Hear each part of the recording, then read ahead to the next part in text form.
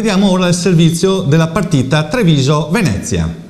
Partita importante per entrambe le squadre, una Reyer che scende in campo a 24 ore dall'ultimo incontro, Candussi e Marcon in campo in Serie A1 con la squadra maggiore mentre gli altri in Serie D contro la Leo Basket 98. Il primo canestro è dei padroni di casa, ma la risposta non si fa attendere, Zennaro piazza la tripla del sorpasso, Marcon non è da meno e piazza la seconda tripla dei Granata, un'ottima difesa veneziana impedisce ai trevigiani di arrivare facilmente a canestro, 8-4 per i veneziani dopo 3 minuti di gioco, ma i padroni di casa reagiscono e a metà quarto il punteggio è di 10-8 per i veneziani, con i padroni di casa in bonus falli. Una direzione di gara severa premia i veneziani, che dispongono di molti tiri liberi, non sempre sfruttati al meglio. Treviso prova ad alzare i ritmi con un press asfissiante a tutto campo, ma i veneziani vanno ancora a segno e l'allenatore dei bianco-blu è costretto a chiamare timeout. Punteggio 16-8 e 4 minuti ancora da giocare. Al rientro in campo la musica non cambia, i veneziani allungano. Paolin, reduce 24 ore prima da una super partita con 24 punti realizzati, ha ancora la mano calda e a 3 minuti dalla fine piazza la tripla del più 13. Da qui in avanti partita in equilibrio con Treviso che recupera. Punteggio primo quarto 23-16 a favore dei veneziani. Partita che riprende con un Treviso molto agguerrito, ma è la Reyer ad andare a segno. I frutti per i padroni di casa iniziano ad arrivare, recuperano il gap e Milella segna la tripla del meno 5. È solo un fuoco di paglia, Marcon prima e una tripla di Candussi poi riportano gli Oro Granata a più 10 con 5 minuti da giocare. Bertolo realizza la tripla del più 15. I bianco-blu provano, ma sono gli Oro Granata a concretizzare.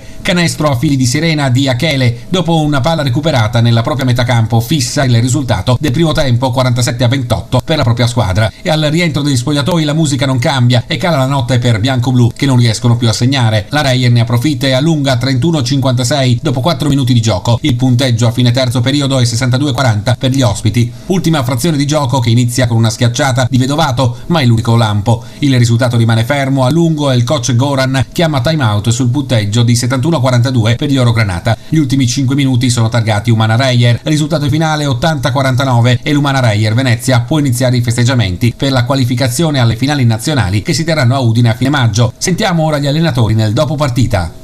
Sì, abbiamo fatto un buon primo quarto secondo me però loro ovviamente sono partiti forte perché anche per loro è una partita importante e quindi abbiamo provato a scappare subito più 10 e poi loro ci hanno ripreso.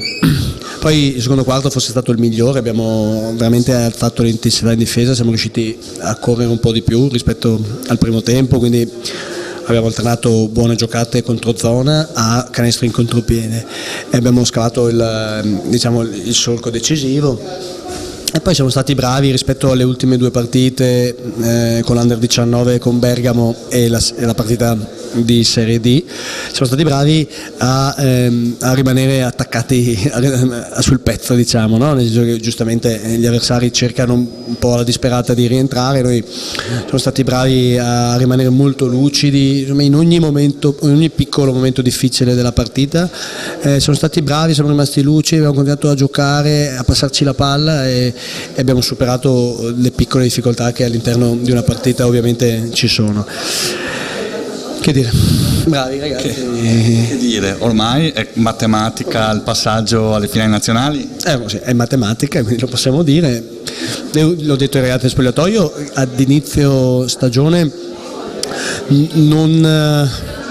onestamente non pensavo che a 4 giornate dalla fine del campionato saremmo già stati qualificati.